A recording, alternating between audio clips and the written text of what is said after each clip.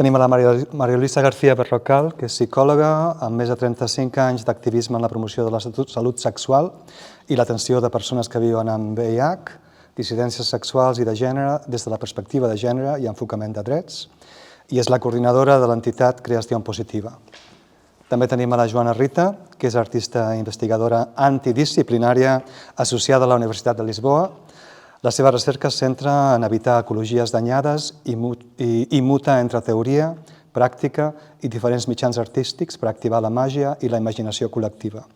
Està vinculada a diversos grups i projectes de dissidències feministes a Barcelona, com Bollos en Teoria a Cala Dona, i internacionalment amb el grup FIGES, Feminismes, Imatges, Gènere, Art i Sexualitat. I després també tenim Eva Vela, que és una llevadora amb una llarga trajectòria en l'atenció de les diversitats i dissidències sexuals i de gènere des d'una mirada de drets transfeminista i comunitària. Participa en espais d'activisme en drets sexuals i reproductius i en espais de pensament crític, com Bollos en Teoria de Cala Dona també. I les tres han sigut membres crucials del projecte, que han participat a les sessions també i estem encantadíssimes de tenir-les aquí. Doncs, si us sembla, anirem com repartint algunes preguntes entre vosaltres. En primer lloc, moltíssimes gràcies. Ha sigut un gran plaer parlar amb vosaltres, comptar amb la vostra col·laboració, saber els vostres projectes que ens han entusiasmat i com a la taula anterior, per nosaltres ha sigut absolutament un plaer i un munt de descobertes que ens emportem a nivell personal.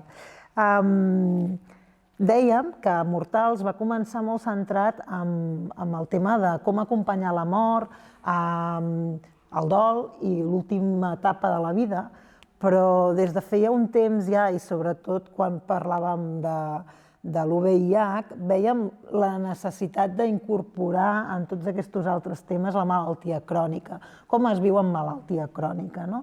Que pensem que en una societat que et valora segons el que tu pots produir, doncs és important recordar que la malaltia existeix entre nosaltres, que aquesta cosa de voler tapar. I ens va agradar molt conèixer la Joana Rita, que té una investigació al voltant d'aquesta temàtica. I doncs això, si ens fiques una mica en context de com comences a treballar amb aquesta temàtica, per què t'interessa especialment aquest camp i també un afegitó que estava en la teva presentació, això d'antidisciplinarietat, si ens ho pots comentar. Sí, i tant. Llavors, jo vaig començar a treballar més conscientment amb malaltia crònica després de que fa, em sembla que pot ser 10 anys, 11, vaig agafar una malaltia que es passa, una infecció que es passa per una paparra, que es diu malaltia de Lyme, i que és d'aquestes malalties així molt confoses, malenteses, que potser és crònic, o potser no és crònic, o potser, no sé, hi ha molt de debat i moltes qüestions sobre què és o què no és, i sí que vaig estar durant molt de temps amb molts símptomes actius i em va portar a qüestionar moltes coses sobre la fragilitat d'existir, per una banda, i també, per una altra banda, sobre la malaltia de Lyme a vegades té símptomes neurològics, per exemple. I llavors, si aquesta malaltia m'impacta la meva manera de pensar, si jo estic criant qualsevol cosa, és com una col·laboració entre mi i aquesta bactèria, no? I llavors també com pensar la malaltia des d'aquest lloc ecològic més expansiu.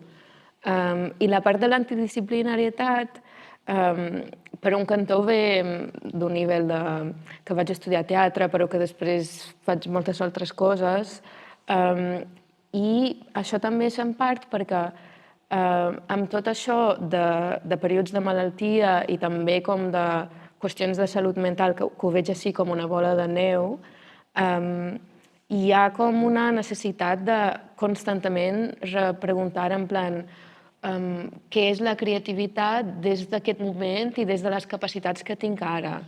I llavors, igual, a vegades se'm puc muntar alguna cosa molt més complexa, a vegades se'm puc fer poesia o collage, i hi ha tota una relació amb la materialitat i aquesta pregunta com puc reformular la realitat ara i estar en aquest estat de creativitat i de buscar i investigar. I faig una pregunta no consensuada. I és que ens interessava molt també la teua perspectiva, perquè quan parlem des de la perspectiva de pacient, sol ser un rol no emancipat, no sobirà. L'agència dels pacients, com també propietaris de decisions al voltant de la seva vida i de la seva manera de viure, ens semblava que com tu abordaves la teva línia d'investigació era també una forma, potser no de tot explícita, però que se desgrana, no? Sí, completament. Sento que és com... O sigui, aquesta qüestió de... A vegades les artistes dones i persones dissidents reben crítiques de que la seva art és molt sobre si mateixes, però si realment t'aprofundes en l'art de sempre i l'escriptura i filosofia, en plan, tens molts tios blancs parlant de les seves experiències, tot i que sembla que no, o sigui, hi ha això, i és completament part d'una necessitat d'investigació de les meves pròpies experiències i de reformular-les. I des d'aquesta experiència després també per mi és bonic poder compartir això i potser també aportar una possibilitat a una altra persona de també poder reformular les seves experiències. Tenim a la Eva Vela, que té aquesta doble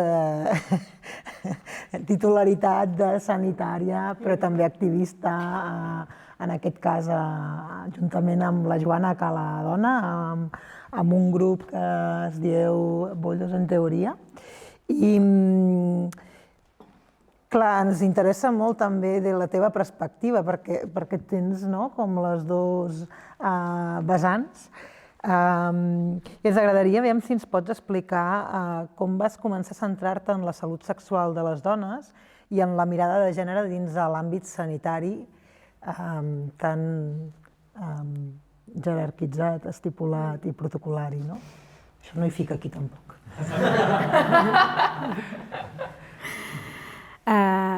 Clar, de fet és una mica inevitable acabar arribant a la salut sexual quan ets llevadora i estàs treballant, com és el meu cas, amb un equip d'atenció a la salut sexual i reproductiva.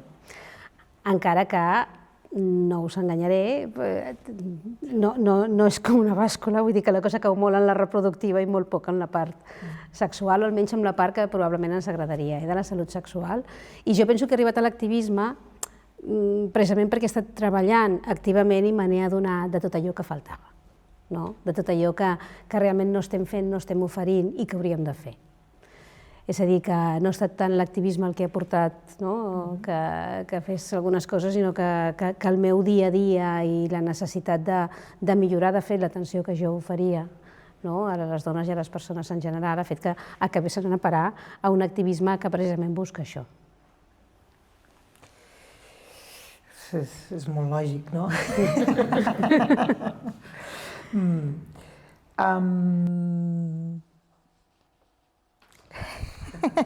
Sí. I per fer com una presentació de les tres, ens anava bé fer aquesta primera pregunta. Tenim a la Maria Luisa, que és representant de Creació Positiva, i doncs això, amb aquestes... L'Albert sempre li dic que, a part d'un gran artista, és un gran investigador. Aquests projectes sense una perspectiva de veure qui ha treballat en aquests temes, que hi ha molta gent que hi ha treballat i molt bé, doncs anem a veure quin llegat tenim. També era important per nosaltres que això servís com a un homenatge en aquest llegat, que estem on estem, per tota la gent que ha estat treballant. I això ens va portar a conèixer a la Maria Luisa, la Ita i les seves altres companyes que treballen a Creació Positiva. Clar, és una pota el de l'activisme, que també deia la Júlia, de dir, és que des del món sanitari podem abordar, i també ara mateix ho has dit tu, Eva, des del món sanitari podem abordar des d'una vessant, però l'ideal és que ens fiquem tots en baules i creem realment una cadena perquè serem molt més efectius i podrem arribar molt més a la gent. Nosaltres el que t'havíem plantejat com a pregunta era què significava l'activisme dins el context de l'UVIH i la salut sexual. Una mica com el que hem dit a la Eva, però des de la vessant només d'activista. De quants anys fa que Creación Positiva existeix? 25 años. 25 años, cumplimos en octubre, así que estaremos de cumpleaños, ya molt temps, sí. 25 años hacemos en octubre.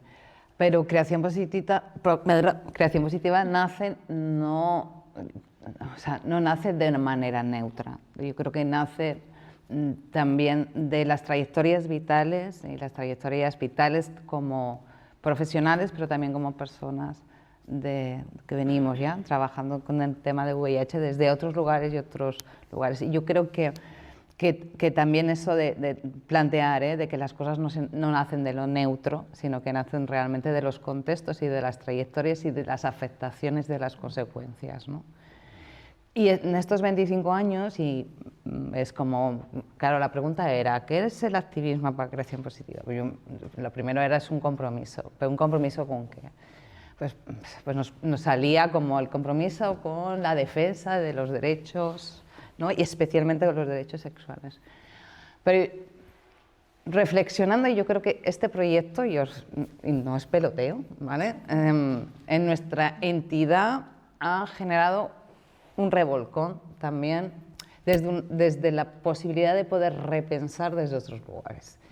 Y de pronto nos ha hecho rescatar cosas que teníamos escritas desde hace más de 20 años, que era como, ¿qué for? ¿No? Y de pronto es como empezar a dar ese valor a las cosas que ya veníamos repensando, pero nos han abierto, y lo digo porque nos han abierto las puertas del pasado para poder repensar sobre el presente y el futuro, que es una de las cuestiones que también desde el compromiso y el activismo en tema de VIH es algo súper constante, ¿no? en este punto. Pues entonces, ¿con qué nos queremos comprometer? Pues nos queremos comprometer con la vida y nos queremos comprometer con la dignidad humana, y este es el compromiso del activismo. Y entre otras cosas, porque el follar es un acto político y por tanto estamos comprometidas con un acto político como es la defensa, ¿no? del follar, la defensa del placer y la defensa de poder ejercer esos derechos, ¿no?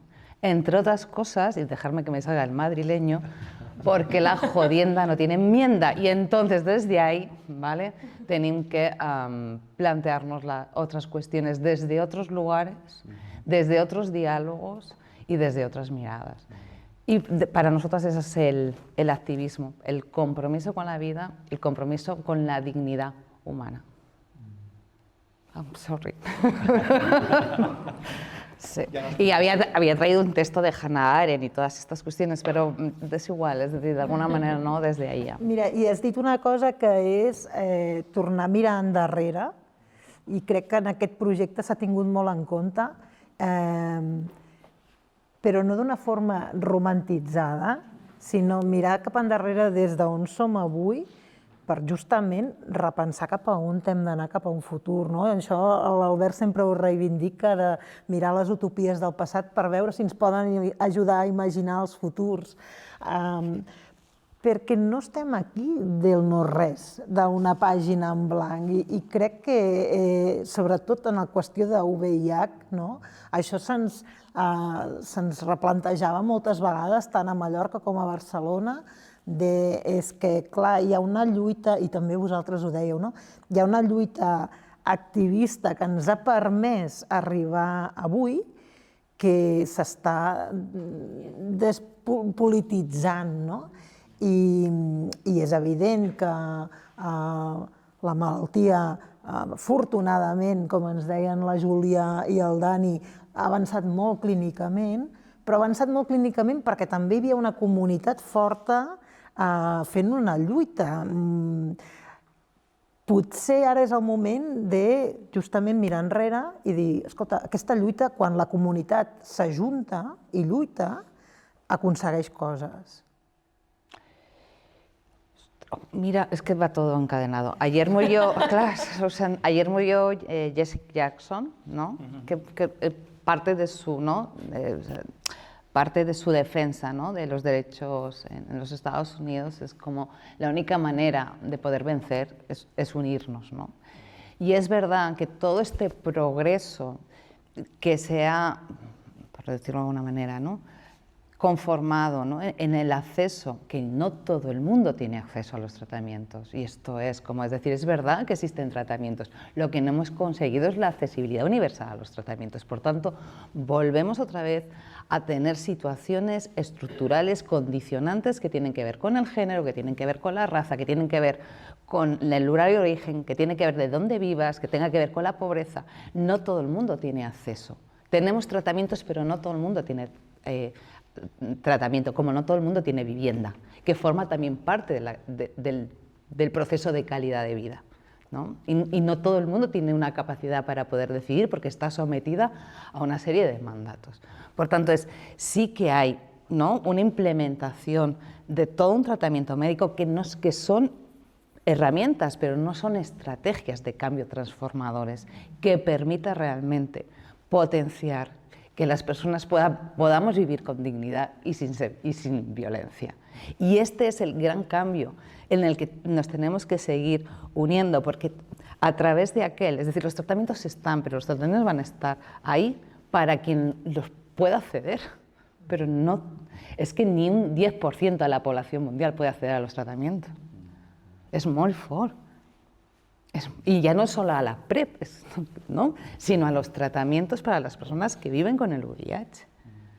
Claro, estamos hablando, y además esta visión, que es una visión además de machista, etnocentrista, ¿no? En el que vive y ve los resultados de una epidemia, y cuando hablamos de epidemia estamos hablando de algo a nivel mundial, es decir, al final acabamos enfocándonos en una serie de cuestiones sin tener una realidad global de lo que está pasando. ¿Por qué nos dedicamos por qué Creación Positiva hace hincapié con el tema de perspectiva de género? Porque atendíamos a mujeres con VIH, pero de pronto se nos dice que las mujeres con VIH estadísticamente, como que no, bueno, estadísticamente aquí, ¿vale? Si empezamos a hablar estadísticamente a nivel mundial, es mucho más del 50%, que es la mitad de la población mundial, ¿no? Y más de la mitad de la población mundial infectada por VIH son mujeres, ¿no? Y esto hace que también esta reducción que tenemos de las miradas también impide poder tener estrategias políticas y sociales que nos permitan realmente hacer lo que hemos podido hacer desde el activismo en muy pequeños rincones, en muy pequeños rincones, ¿vale? Que es la defensa de los derechos. Pero no, esta defensa de los derechos no ha llegado a todo el mundo. Ayer salía un artículo en GTT que también el acceso a los tratamientos, a la PrEP y depende del código postal. No es obvio, si la salud depende del código postal. Bueno, pues ahora ya sabemos que el acceso, la adherencia, no sé qué, también depende del código postal. Por tanto, seguimos, aún aquí, en que tenemos acceso a los tratamientos, no sé qué, tenemos poblaciones, ¿no?, que no tienen acceso a esos derechos. Y aquí es donde este es el compromiso con el activismo, en la defensa de los derechos, que es que los derechos sean universales y accesibles para la humanidad. Y este es el compromiso. Y yo creo que el VIH, ya me podéis cortar porque yo puedo seguir, ¿eh? Una frase y ya está. Yo puedo aquí darle. Creo que el VIH yo creo, y es una creencia personal, que el VIH nos ha interrogado sobre todo eso y ha puesto encima de la mesa, ¿vale? Y yo por eso es tan potente desde el punto de vista de lo social, desde el punto de vista de la defensa de la derecha, ha puesto encima de la mesa eso, precisamente, ¿no? El cómo impacta una epidemia, cómo está impactando una epidemia de manera diferenciada dependiendo de dónde estás, dependiendo de dónde sean y dependiendo de cómo te señalen. Totalmente. Muy de acuerdo.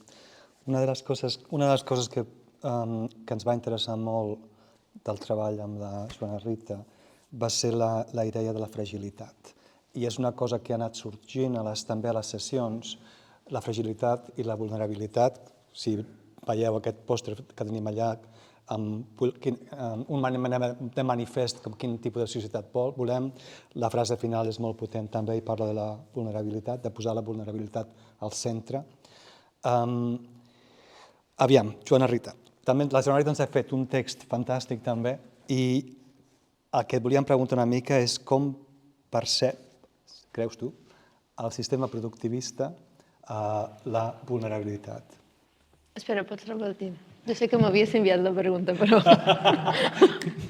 Com creus tu que percep el sistema productivista la vulnerabilitat? Ai, no, és per esborrar-la. No? Vull dir... I de fet això també és una qüestió amb la medicina que és com molt complexa, on molts cops un tractament de qualsevol cosa té com a objectiu que tornis a ser funcional pel capitalisme. I això pot ser el mateix o pot ser molt diferent de que tu et sentis còmode al teu cos, de que puguis gaudir de la teva vida. No són necessàriament les mateixes coses, no? I llavors, tota aquesta idea de que tenim que ser éssers productius és com molt problemàtic i també hi ha una qüestió d'en plan del productiu a dins de l'improductiu, no? En plan, quan no som útils pel capitalisme, què passa allà? I igual estem com denunciant coses, estem denunciant problemes amb la nostra no utilitat. És com posa un foco de igual aquest sistema no ens va tan bé. I sí, això. Potser. Quan veieu el text, hi ha el text de Joana Rita, que l'hem titulat Flor d'hivernacle. Hi ha un exemple que posa, que és molt bonic, del Fernand de Ligny, que bàsicament era un poeta i un filòsof, però també va ser durant més de 10 anys mestre professor d'una escola especial i anava com marcant els recorreguts dels nanos que anaven fent sense tenir una finalitat o un intent diguem, de trobar-hi una raó de ser. De l'espectre autista. Exacte, des de l'espectre autista, exacte. Llavors hi ha una frase que dius al teu text que és molt interessant, que diu volem seguir els nostres propis desviaments com a gent malalta, disca i boja, sense generar cap resposta productiva. Què vols dir amb tot això? Què ens vols dir?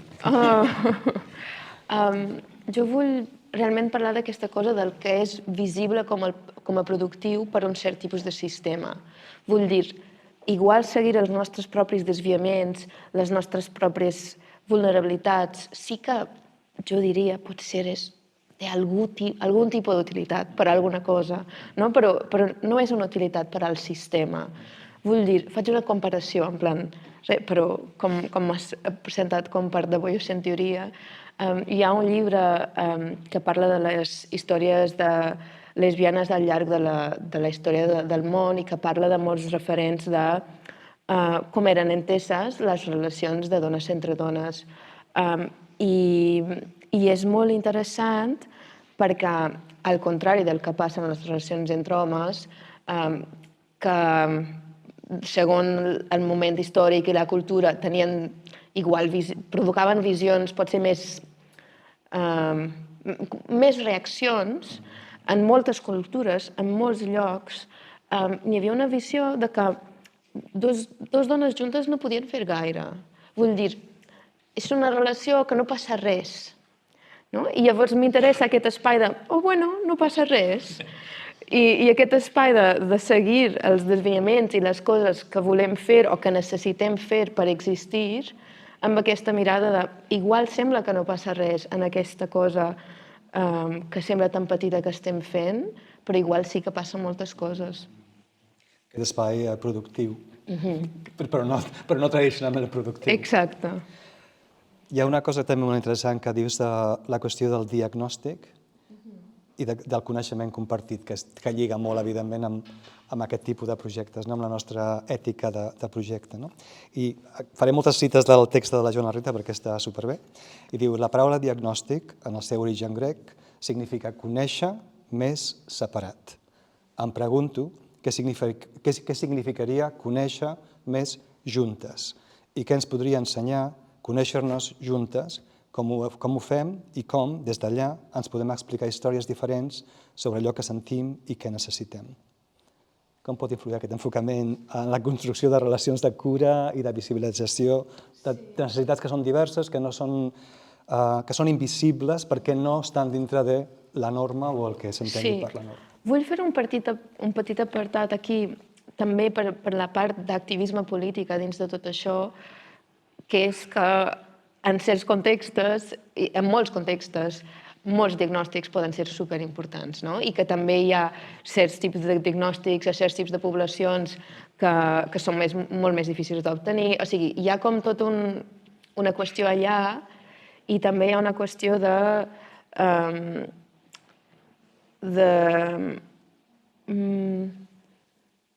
és que ara m'estic perdent en un pensament, en un desviu de la meva ment. O sigui, que vull també dir això des d'aquest lloc de que sí que jo em replantejo molt aquestes coses de la història, la narrativa de la malaltia, i aleshores també hi ha una qüestió de... Vull senyalar el privilegi de poder estar en un espai on puc fer això. I que a vegades és una cosa molt bonica i a vegades és com no. Però crec que és molt interessant, com en plan, podem posar una paraula o podem posar una història o podem mirar també altres cultures. Un altre exemple que és en plan res que veure però que fa un paral·lel interessant, perquè m'agrada molt treballar així amb aquests paral·lels, és un llibre que parla de l'epilèpsia per una comunitat migrant d'una comunitat que es diu Hmong, en Califòrnia, als Estats Units. I aquestes persones tenen una criatura amb un nivell d'epilèpsia bastant greu, però a dins de la seva comunitat i el seu idioma, la paraula per epilèpsia és l'espírit t'agafa i et caus. I això, que això fos la seva manera d'entendre aquesta malaltia, canvia molt tota la relació amb l'espiritualitat i amb com el poder i el que passa en aquesta criatura que té aquesta malaltia. I van haver molts problemes amb el sistema mèdic que no podia reconèixer que aquesta cultura tenia una relació diferent amb el que passava amb aquesta criatura. I llavors és en plan, a vegades la cosa de la cultura també és que la cultura la fem. Llavors, igual podem inventar-nos altres noms per dir a les nostres malalties i bogeries. I també posar-les més al centre, una mica com això, com que guanyi molta més potència. Aviam. Continuant amb això de la fragilitat i la idea de la interdependència, que també és molt recurrent en aquests projectes de Mortals, escrius també això. Els éssers humans són fràgils i mortals i sobrevivim gràcies a les nostres relacions d'interdependència, unes amb les altres i amb les altres espècies. Com creus que podem, una mica ho has tocat, però com creus que podem assolir una posició de força, d'agència, que és una paraula que és una miqueta odiosa darrerament, però des de la fragilitat, el que estem dient ara, com podem posar el fet de la fragilitat com un espai, com una mena de trampolí, no com un aturador. Crec que això toca un altre cop aquestes qüestions com de privilegis perquè una cosa és parlar d'interdependència quan tens un lloc per viure, quan tens una feina, quan tens com tota una sèrie de coses, i llavors és com molt bonic, no? Vull dir, és com ho podem romantitzar a un altre nivell, mentre hi ha alguna cosa... M'han dit que aquí es diu que la intimitat d'asco, de fàstic, diuen això, no? O sigui que... Sí, la confiança. I que llavors és com aquesta cosa de realment trobar-nos en situacions on entrem en aquell lloc, però igual aquest fàstic o el que sigui que trobem allà també dona com més profunditat a les relacions. I igual trobem coses i maneres d'ajudar-nos i maneres d'entendre el que és existir d'una manera molt més expansiva, sento, que quan no ens necessitem. Sí. Quan no ens fiquem dintre d'aquest fàstic que hem Sí, exactament. Que hem de manegar. Sí. Aprenem coses. Quan vam visitar Creación Positiva, María Luisa, que vaya per tu,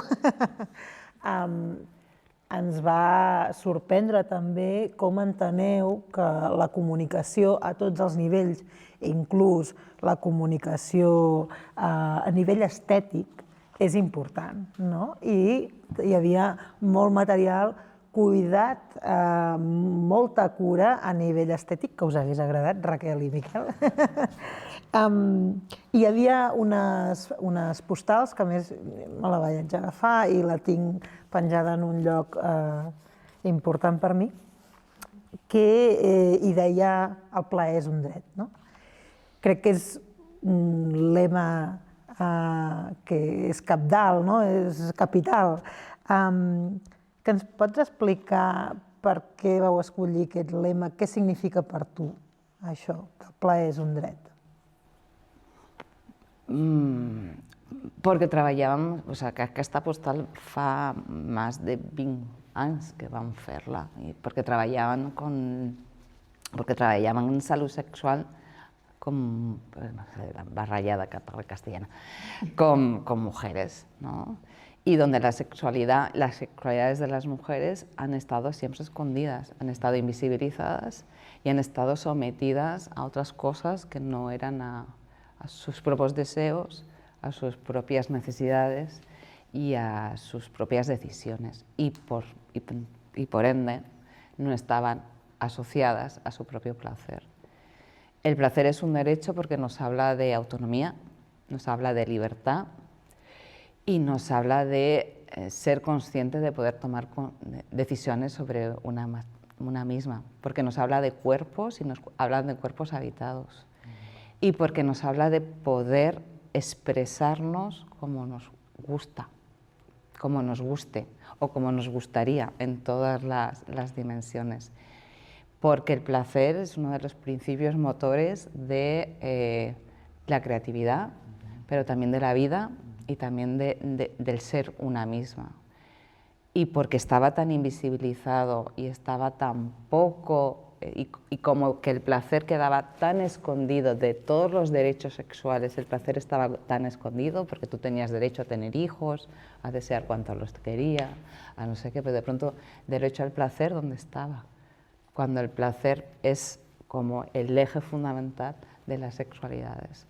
Y así que lo pusimos ahí, en grande y en rojo. El placer es un derecho y volem exercir-lo i disfrutar-lo, bàsicament. I quan parles de la invisibilitat, no? Parles de la invisibilitat pel fet del gènere?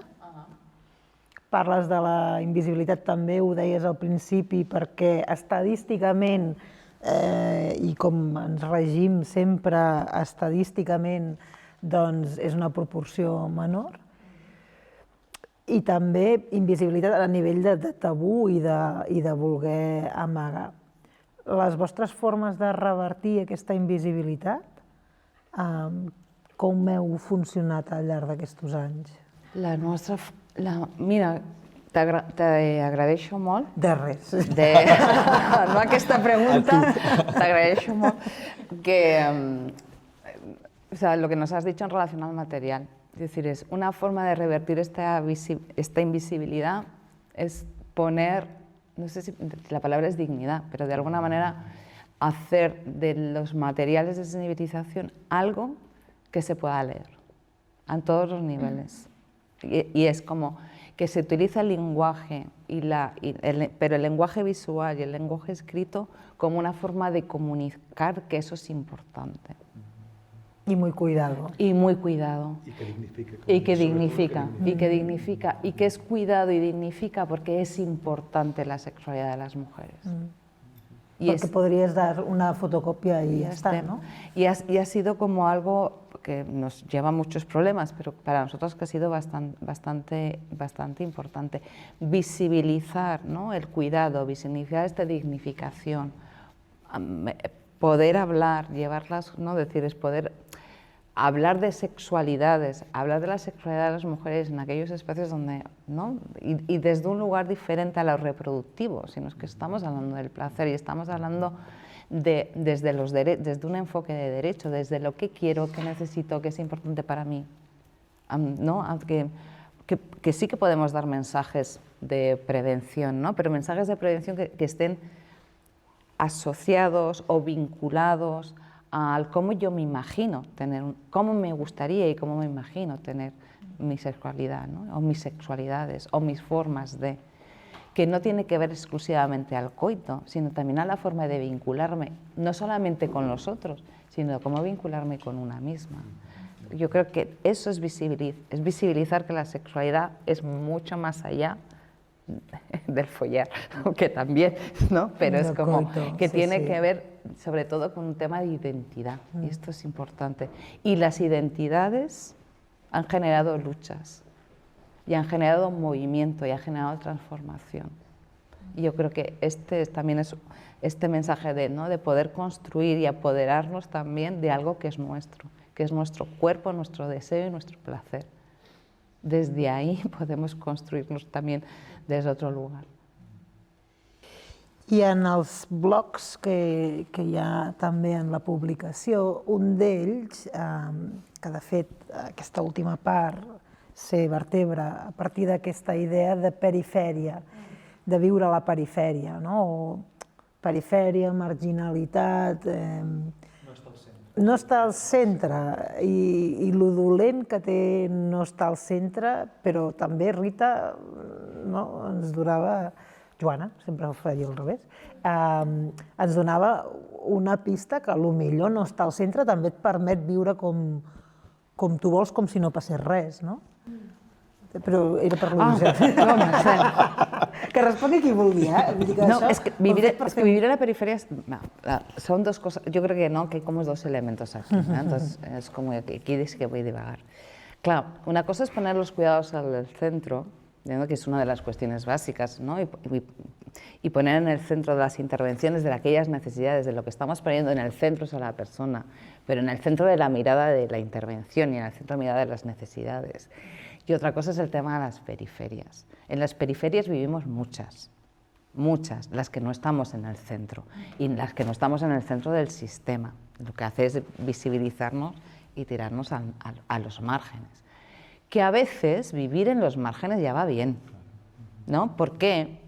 Porque nos permite una serie de movimientos que está bien. Y a lo mejor sí hay que hacer un acompañamiento a cómo habitar esas periferias de otros lugares diferentes de lo que se plantea desde el centro, que es sistemático y estructural. Y hacer de esas periferias también, yo creo que podemos hacer de esas periferias, yo creo que también los movimientos LGTBI, ahí hemos trabajado mucho, ¿vale?, en cómo trabajar en estas periferias para que sean periferias vivibles, y vivibles para nosotras. Con nuestras formas de comunicarnos, con nuestras formas de ser, con nuestras formas de relacionarnos. Porque de pronto, si entramos en el centro, es decir, en este lugar de que se nos van a imponer una serie de normas que precisamente poder estar en la periferia y estar en los márgenes, me puedo liberar de esas normas. Entonces, poder hacer habitables esas periferias y dignificar esas periferias es una forma también de apropiación de nuestras propias identidades. Hoy me recordaba Ita, porque esto es así, que en esto de la periferia, nosotros hicimos una exposición sobre lesbofobia y una de las imágenes es cómo a veces las periferias construyen trayectorias y caminos. Entonces, habían las compañeras que habían creado la exposición habían hecho una fotografía de estas, es que tiene un nombre y ahora no sé cómo se llama. Entonces, había hecho unas fotografías aéreas de algunas zonas alrededor de las ciudades más marginales y demás. Entonces, y de pronto se veían las rutas, ¿no? Las carreteras, las calles más públicas, ¿no? Y de pronto se veían esos caminitos, ¿no? que se van construyendo porque la ciudadanía va utilizando otros espacios y otras formas de ir caminando y de ir transitando por la vida. Y esto es un ejemplo de que a veces la periferia nos permita generar otros tránsitos y otras trayectorias que pueden hacer que nuestras vidas sean mucho más vivibles. Y justament, perdó. En inglés se llaman desire lines, Desire las líneas del deseo, que exactamente. es precioso, ¿no? Es realmente eso, ¿no? Cuando nosotras creamos los caminos que queremos, que necesitamos, ¿no? El desire line. I justament aquesta agència, no?, de decidir en lloc d'anar pel camí no, més gran, aquestes vies públiques que deies, fer aquests caminets que s'han fet per al recorregut de la gent que ha volgut passar per allà, que són caminets petits. Com poder que aquests caminets petits es puguin passar que es converteixin en més grans. Vull dir, l'aprenentatge aquest d'aquesta agència de dir jo passo per aquí, com la podem traspassar com a aprenentatge per un públic més gran? A veces no tenemos que hacer grandes avenidas, ¿no? Sino que yo creo que la idea es precisamente estas líneas del deseo, ¿vale? No es porque uno ha transitado por ahí, se quedan marcadas porque hay muchos que han transitado por ahí. Y a mí me gustaría pensar, y mira, va a ser también otra línea del deseo, que el tipo de intervención que hacemos, que nosotros decimos que es acompañamiento a las personas que viven con el VIH, ¿vale? Precisamente es acompañarlas por aquellos caminos por donde ellas transitan. Nuestra idea no es llevarlas a la carretera o a la calle principal, ¿vale? Nuestra idea es que si realmente podemos poner a la persona, si realmente nuestra idea es poner a la persona en el centro, tendremos que acompañarla por aquellos lugares donde está transitando, por sus necesidades, sus deseos y sus decisiones. Y para nosotros es importante, porque ahí es cuando, si podemos acompañar a las personas en los lugares en los que están transitando, nosotros pensamos que es la forma de poder poner a las personas en el centro, ¿no? Y por otra parte no es empoderar, sino que realmente desde ese lugar, es decir, que lo que nosotros estamos como haciendo el ejemplo de que esto es tu decisión, es importante para ti, porque tú eres agente de tu propia vida y que tú puedes decidir sobre tu vida lo que quieras hacer. Aquesta agència, sí. Eva, te toca.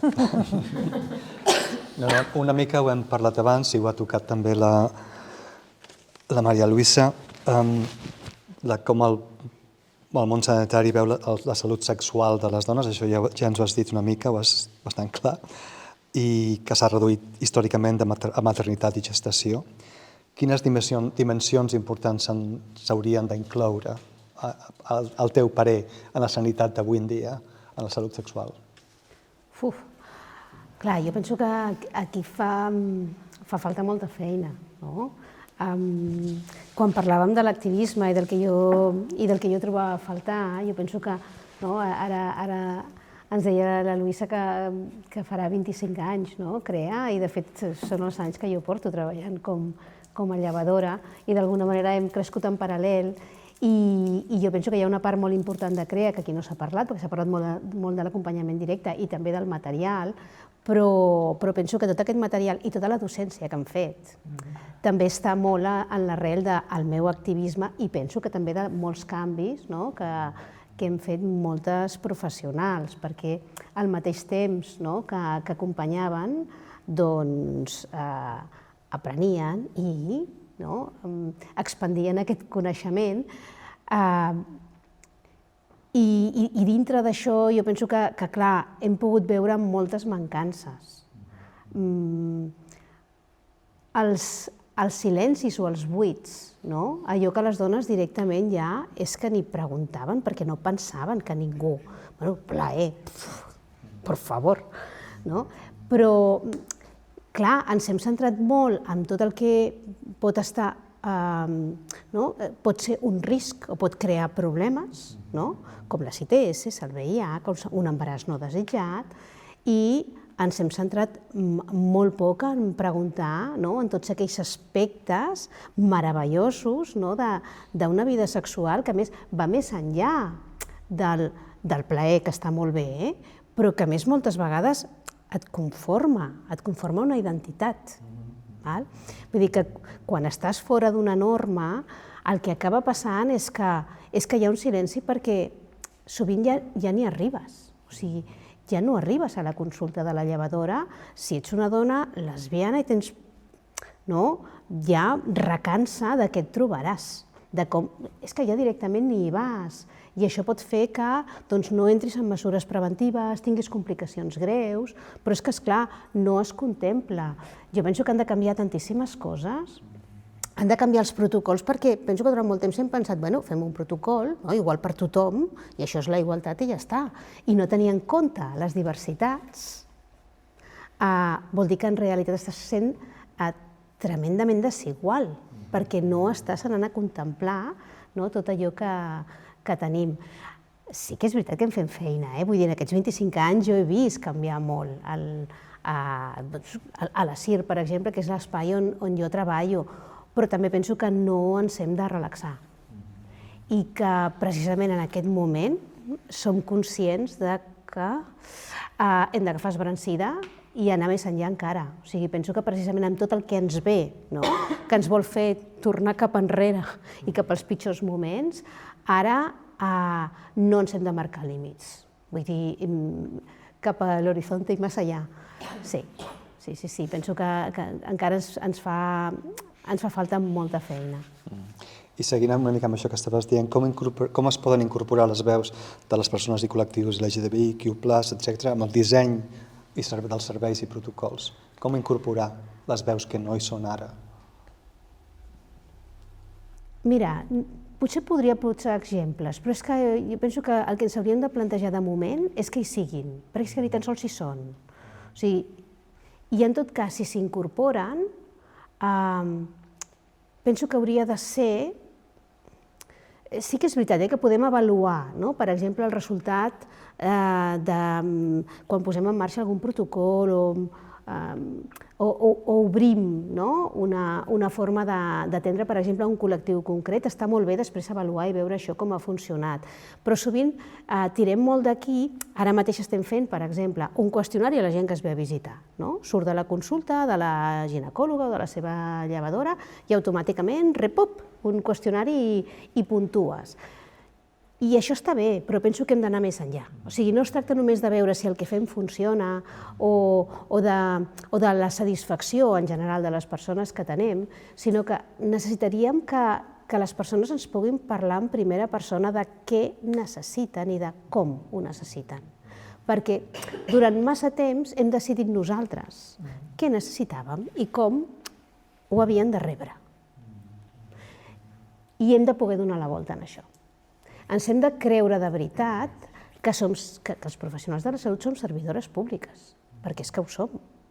Jo treballo en una sanitat pública i el fet que quan tu surtis d'una consulta hagis tingut la sensació que has tingut informació, has tingut autonomia de cara a fer les preguntes que volguessis i amb tota aquesta informació prendre una decisió, el fet que hagis pensat que realment aquella persona ha treballat amb una perspectiva de drets i amb un enfocament transfeminista.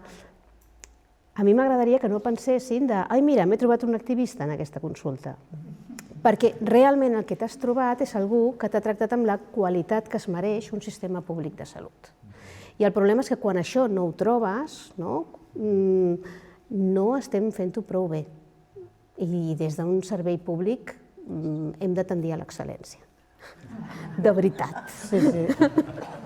Clar, em sembla com molt interessant, no?, que també s'havia parlat del diagnòstic, que està molt bé tenir un diagnòstic perquè tens una paraula i existeix la paraula i entra un imaginari a través d'aquesta paraula, però a vegades el diagnòstic és conclusiu. És un diagnòstic, tractament i ja està, no? I aquí em sembla com a clau de dir no, és que ara comença, no? Com ho podem treballar de forma conjunta perquè tu realment tinguis el que necessites. No que jo te dono totes les pautes i ja, si et sembla bé, i si no... Clar. No, i sovint un diagnòstic et pot ubicar en un grup de persones, no?, perquè posar-hi un nom, no?, això que tu estàs vivint, també fa que puguis compartir-ho, no?, amb altres iguals i que et puguin donar força, però una vegada més, no?, amb això que deies, participem. Clar, si tenim un grup de persones que poden compartir necessitats, és ideal que aquestes persones puguin interpel·lar-nos, no?, i que ens puguin demanar. No? Això, mira, necessitaríem això de vosaltres i ho necessitaríem d'aquesta manera. I ho necessitem ara. Perquè això també passa, no?, que a vegades costa moure les coses. Però jo penso que va quedar clar, no?, amb el VIH que, ostres, que l'activisme va funcionar, que el fet de sumar, i és veritat que va ser molt difícil, no?, i un esforç de tantes persones per moure una cosa, i no va ser immediat, no?, i moure-ho ja, però és la manera. Vull dir, que si no hi ha aquest activisme, si no tornem a sumar i ens esforcem per moure-ho, no es mou. O sigui, res del que s'ha aconseguit en drets ha estat gratuït i ha estat per la generositat de ningú, no? Sinó que realment, sí, penso que aquesta lluita s'ha de reconèixer. Sí, si me dejáis, porque lo siento, es que soy una, aparte de verborreica, el tema de la promoción de la salud sexual integral para mí es importante. Y si algo hemos aprendido del VIH, ¿vale?, es que podemos hacer cosas antes del diagnóstico. Y en este caso, ¿no?, es decir, ¿qué pasa? Porque, es decir, si no podemos hablar de nuestra sexualidad en los espacios, ¿no?, de cuidados de nuestra salud sexual, ¿vale?, y solo son espacios de diagnóstico, difícilmente vamos a hacer realmente eso que hablábamos de una prevención comunitaria.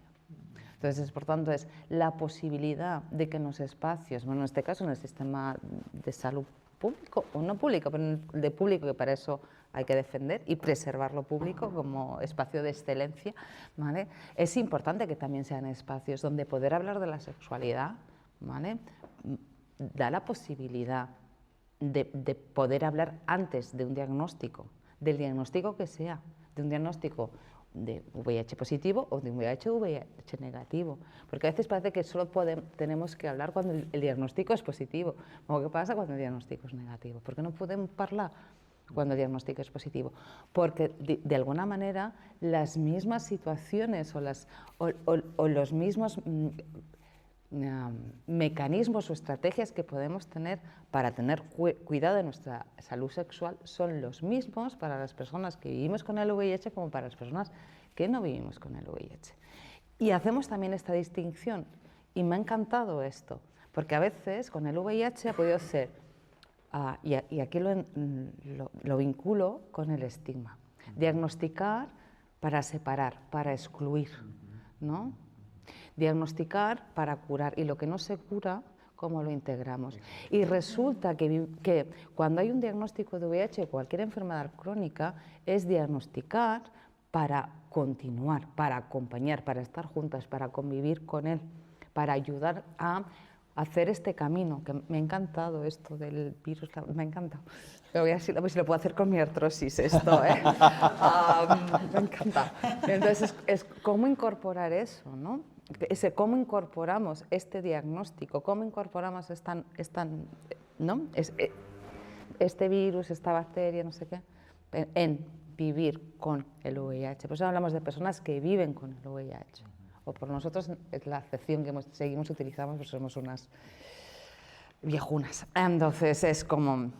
Entonces, claro, entonces el tema de la promoción de la salud sexual no puede ser exclusivamente en el diagnóstico.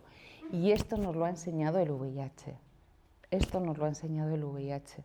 La importancia del pre y el post-counseling, antes de las pruebas y después de las pruebas. Esto es uno de los aprendizajes que el VIH debería de aterrar de alguna manera en nuestra promoción de la salud sexual. Y esperemos que no se quede en el olvido, porque lo importante no es solamente el diagnóstico, lo importante es poder hablar de cómo queremos vivir nuestra sexualidad, tengamos el VIH o no tengamos el VIH. Yo creo que estamos ja. Ja veieu que és un plaer escoltar-les, és un privilegi. Sempre aprenem, cada vegada que parlem amb vosaltres. Per això fem aquests projectes, la veritat. I ens agradava també compartir-ho en públic, no? Així que, si teniu preguntes, ara és el moment. O qüestions, o... Aquí hi ha una. La Rosa.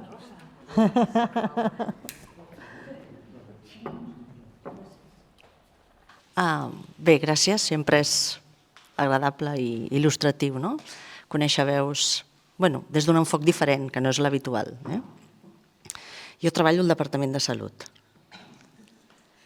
A veure, a mi m'agradaria saber si heu pogut reflexionar o treballar al voltant del llenguatge. El llenguatge apropa, el llenguatge allunya. Tenim uns pathways mentals que ja ens porten a parlar amb unes terminologies que no són les adequades. Tu parlaves de persones que viuen amb el VIH, sí, també faig molts anys que treballo amb el VIH i hem anat evolucionant. Tinc una mica de dèria amb el tema del llenguatge. No sé si heu pogut, també com a element també cultural, de valorar-ho, perquè he sentit moltes vegades durant les dues taules rodones la persona al centre. Aquesta frase ha tingut molt èxit durant molt de temps i ara, tant a l'àmbit sanitari com no sanitari, s'aboga més per la persona al costat. Una mica ho has comentat ja tu, Maria Luisa, però la persona al costat, perquè la persona al centre, el David de Miguel Ángel està al centre d'una sala i el mirem. I, oh, que maco, i tothom opina i tothom diu i tal, no? I està allà, callat. Llavors, la persona al centre té aquest component que de dir, està allà, el miro i jo decideixo i jo faig. Doncs clar, ara té més èxit parlar de la persona al costat. El que deies tu d'acompanyar, però al costat en tots els processos. Avançar al costat. No sé si heu pogut reflexionar una mica sobre això o heu arribat a alguna conclusió o no. Sobre això en concret no. Sobre el llenguatge. Sobre el llenguatge. Sobre això en concret no, però per exemple, a veure, la meva professió, que és la de llevadora, realment es defineix com una professió d'acompanyament en processos vitals i és molt allò de estem al costat de, i per tant, clar, ja ho hauria de tenir integrat en els gens ja, no? Aquest no tinc una persona allà al centre, sinó que jo acompanyo i de fet hauria de ser fins i tot un instrument perquè aquella persona, per exemple, en un procés de part, pugui aconseguir allò que voldria i per tant estic allà per defensar també els seus desitjos i acompanyar en aquest procés. I jo penso que tot això en un procés de salut, jo com ho visc també, a nivell de la salut sexual, també és regalar aquesta possibilitat. Quan tu regales una salut sexual integral, de fet, regales possibilitats. Quan tu dones realment opcions, eines, per poder decidir sobre la teva sexualitat, doncs estàs donant possibilitats. I jo penso que el llenguatge és important, i més en un moment com aquest. ens trobem una vegada més que les diversitats es van multiplicant. O sigui, a mi quan em va ensenyar les coses havia 2 gèneres, no? I ara, clar, a mesura que va passant el temps... No, vull dir que... No, en aquell moment encara havia allò del gènere. M'ho ensenyaven a llengua i literatura. Però realment, o sigui, a mi el que m'ha regalat la meva professió és precisament el fet de, uau, o sigui, el món és molt més divertit del que ens imaginàvem, i en aquest moment, per moltes persones com no, és important com parlem, com ens definim, i follar és follar, no? I després hi ha paraules com bollera, que te la pots dir, i ens la podem dir entre nosaltres, però no pot dir una altra persona que no estigui dintre del col·lectiu. O tu has de poder tenir dret a explicar a la resta quins són els teus pronoms i te'ls han de respectar.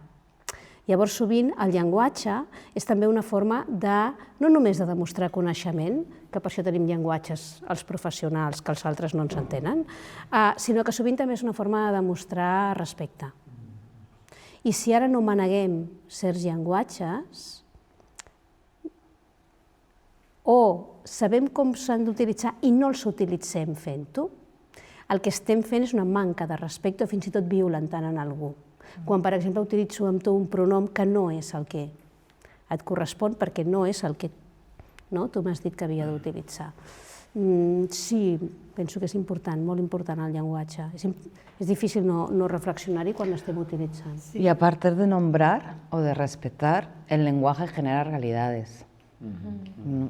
Es así, o sea, hemos utilizado el lenguaje para generar pensamiento, y si generamos pensamiento estamos construyendo realidades. Y desde esta construcción de las realidades podemos construir realidades plurales o construir realidades patriarcales como las que tenemos ahora. La pregunta que tú planteabas es como, ¿cuál es el sujeto?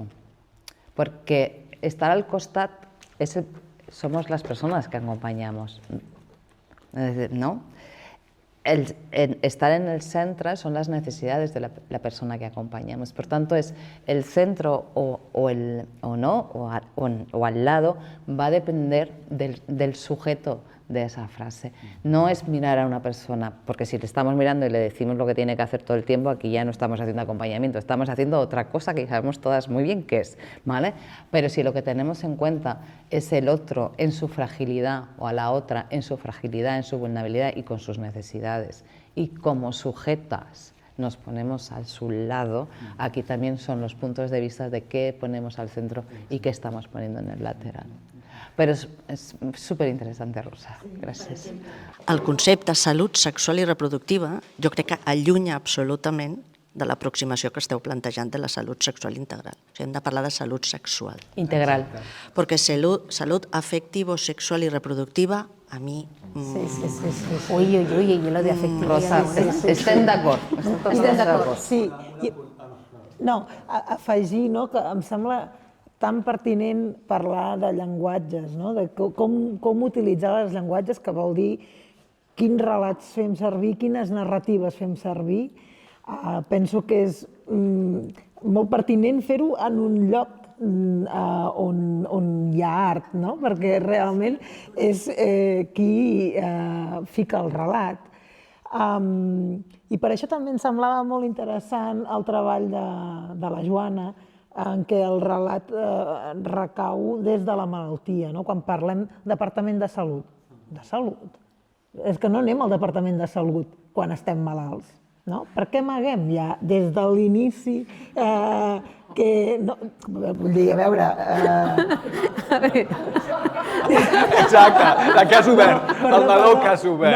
No, que és una convenció i que tots ens entenem que quan anem al Departament de Salut anem... Però em refereixo que ens fa tanta por la malaltia, la vulnerabilitat, no sé què, que fins i tot... Tenim aquests eufemismes. Els eufemismes, que Susan Sontag va fer aquell llibre de les metàfores de la enfermedad, perquè girem el llenguatge per no afrontar i dir, el càncer, una batalla, les perdutes ha sigut un mal batallador. Home, anem a ficar una mica de cura al llenguatge. Per tant, em sembla superadequada aquesta pregunta. Els mitjans de comunicació van començar a dir que la gent es moria de càncer quan va aparèixer el VIH, perquè no pensessis que s'havia mort de VIH. Clar, exacte. Una malaltia curable, terminal i curable. Una malaltia lletja. Que no és el VIH. Una malaltia que no és el lletja. VIH. Va començar a dir que era càncer perquè una malaltia terminal i curable, ostres, el VIH, no? Vull dir, bueno, Sí. Jo només vull fer una anècdota per acabar potser amb això.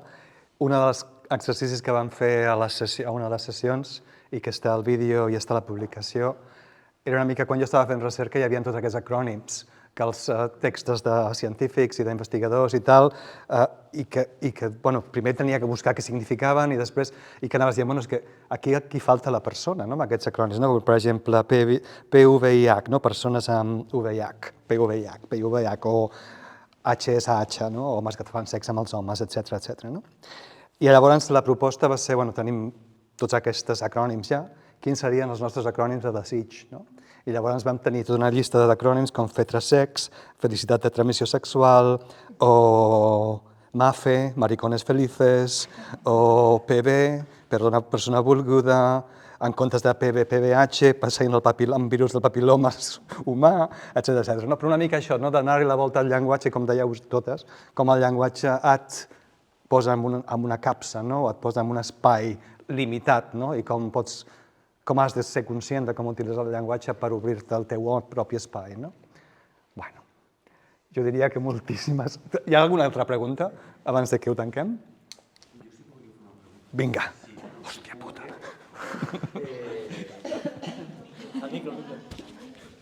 Lo que no sé si... A ver qué digo. Bueno, yo em dic Joan, treballo a la Universitat Autònoma de Barcelona i tinc el plaer de formar futures generacions de sanitaris i sanitàries. El que passa és que també tinc el plaer de que no m'agrada ensenyar de la forma tradicional i moltes de les activitats que faig circulen al voltant de l'aprenentatge basat en arts, coses així. Em trobo moltíssima resistència institucional. Però el que sí que em trobo és que aquest espai que estem ara, que és un espai privilegiat de coneixement, jo no me'l trobo a l'aula. I aquest missatge no cala. De fet, la setmana passada començava l'assignatura i una de les coses que els vaig preguntar sobre l'indetectable igual intransmissible. 240 alumnes, 8 persones, crec que van aixecar la mà, un poc més. Clar, i una altra de les meves motivacions és incorporar en això del centre les narratives de les persones i no tant el coneixement científic que hi és i per suposat l'han de consumir, però tenen altres vies per fer-ho, però aportar la narrativa, la vivència subjectiva de més a l'aula mitjançant diverses activitats. Una d'aquestes seria aquesta, estava pensant que potser els faig venir a veure l'exposició. Però, o sigui, no és una pregunta, és un consell a les... Claro, però igual les col·lapso, 240, però, bueno, que sigui voluntari no sé. En particular, precisament, a la Joana, és el teu nom? Joana, per la mirada des de fora de la sanitat, si ho veus viable, si té sentit això que... Perquè jo, si m'he de dedicar, m'hi dedico, i si m'he de frustrar, em frustro. Però val la pena que... O sigui, això que estic dient, de que l'aprenentatge sigui mitjançant la narrativa real i sí el consum d'evidència científica, per supuesto, però fer visibles aquestes invisibilitats en els aprenentatges, i les companyes també, però m'agrada aquesta mirada des de fora d'una persona que no està dintre de la salut, perquè és que si no, no sé com fer que aquestes 240 persones siguin privilegiades del coneixement també, perquè és que no saben, no aprenen, no sé, muy mal lo debemos estar haciendo, no sé. O sigui, jo crec que sí, i també ho dic perquè aquesta qüestió del privilegi des d'on una persona es pot replantejar certes coses, o sigui, jo em vaig viure interaccions amb metges horribles, saps? Com que la meva experiència, o en plan amb els símptomes neurològics de Lyme, per exemple, que el metge m'hagués dit però en el test surt negatiu, que és molt comú els falsos negatius, i després que algú m'envia al psiquiatre de la universitat i la psiquiatra es digui no, però això és Lyme. I llavors tenir com aquesta mena de situacions. Vull dir, jo no sé fins a quin punt aprens a treballar amb persones sense treballar amb persones. I llavors a mi em sembla com, clar, i per exemple, aquest cas de l'exemple del L'espírit t'agafi i et caus és un llibre d'antropologia mèdica que és com molt conegut precisament per posar en perspectiva pràctiques molt normatives que es tenen i obrir espai de discussions sobre cultures i rituals i diferents maneres. O sigui, des de la meva... I també perquè a vegades sento que, en plan, jo me n'he sortit perquè he pogut accedir a espais molt específics de cures privada, no sé què, que després també és un altre tipus de pressió gegant a nivell de la meva estabilitat econòmica. I llavors, no sé, jo crec que els sanitaris a tot arreu, i principalment a la sanitat pública, haurien de tenir altres tipus d'experiències i de llegir llibres i de parlar amb persones. I també crec que hi ha la possibilitat que dins de les recerques científiques hi hagin altres mirades.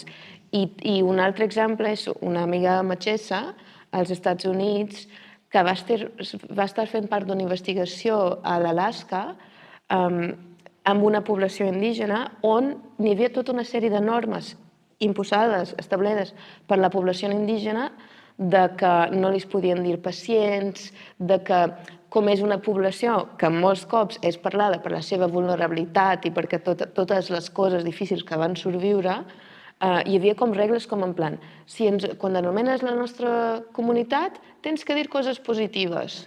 O sigui, era una recerca de malalties reumàtiques igualment, però parlaves de les persones indígenes amb aquestes malalties i els investigadors tenien que dir coses bones sobre aquesta gent.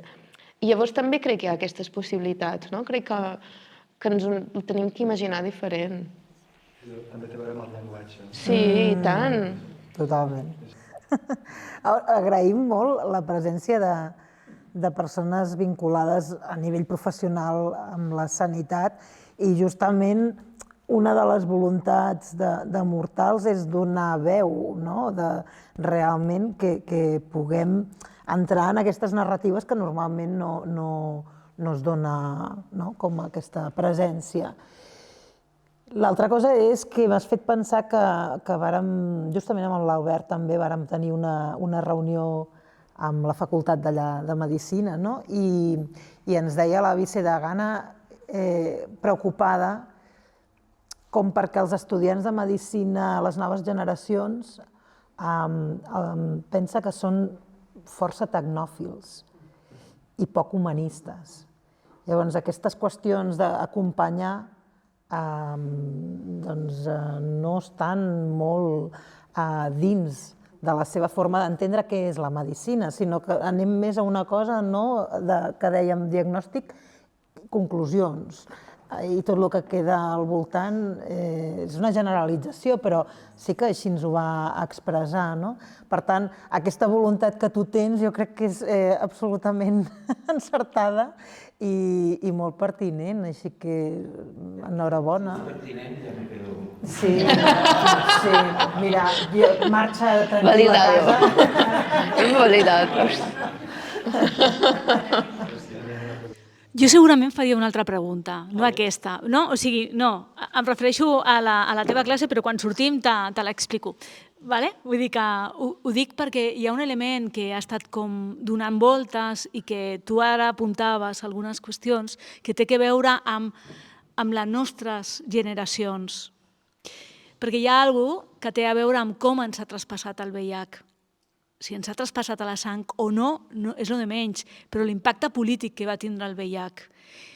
I ho dic perquè cada vegada que escolto 120.000 persones a Espanya que són seropositives, sí? Em trenca l'ànima perquè això s'ha despolititzat. I aquesta part crec que és transcendental i per això agraïment infinit a Mortals, perquè crec que és una forma de repolititzar novament el VIH, perquè el necessitem repolititzar per tot el que hi ha darrere. Per tot el que ve i també per apretar, d'alguna manera, i assenyalar, i seguir assenyalant que aquest biopoder, que també és mèdic i que ha de ser desfermat de la seva saviesa, és necessari en tot cas que sigui més primari, no primari de primari, sinó d'atenció primària, que això és aquest coneixement de donar la volta, no? I no és amb l'assenyalament de... Però jo crec que hi ha elements que tenen que veure amb aquesta repolitització que és necessària, també de les pròpies entitats, de les militàncies, també de les persones que s'autodenominen seropositives o que... Utilitzo això de forma provocadora, perquè crec que necessitem donar-li una altra volta, el marc tan individual que hem caigut moltes vegades, fins i tot les persones supervivents, amb aquesta experiència vital que necessitaven tenir, que necessiten tenir i que segueix sent. I això respon també a la Rosa, amb aquesta idea, i ja callo, perdoni també el que m'enrotllo, amb aquesta idea d'on posem.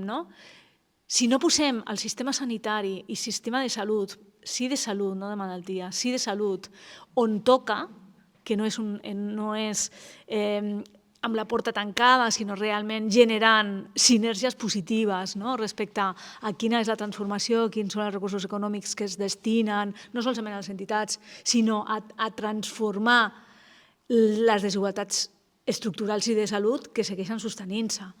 I això jo crec que és un element important, perquè si no és més fàcil, i perdoneu, parlar de si està al centre o al costat quan tu no li dones. No és que no li dones eines, sinó que no ofereixes, en tot cas, que allò que està fent que necessiti algú de referència el segueixi mantenint precisament en un estat de submissió, perquè estem parlant també d'aquest sistema, no?